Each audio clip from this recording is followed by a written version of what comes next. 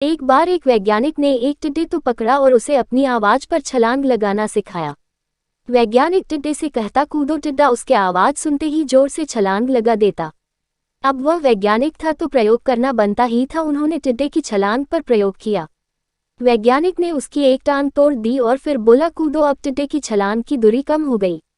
वैज्ञानिक ने उसकी दूसरी टांग तोड़ दी और फिर बोला, कूदो। टिड्डे की छलांग और कम हो गई।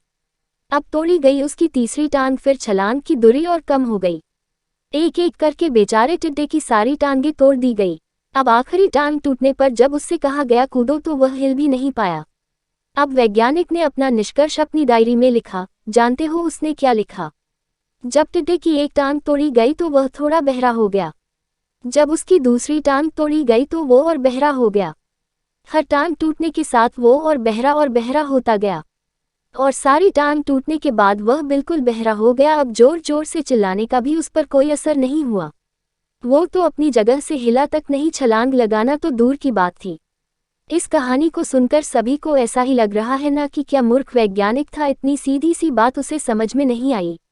या कुछ लोग ये भी सोच रहे होंगे कि ये तो किसी बच्चे को भी पता है कि टिड्डे की छलांग उसके टांग टूटने की वजह से कम होती जा रही थी, ना कि वह बहरा हो गया था।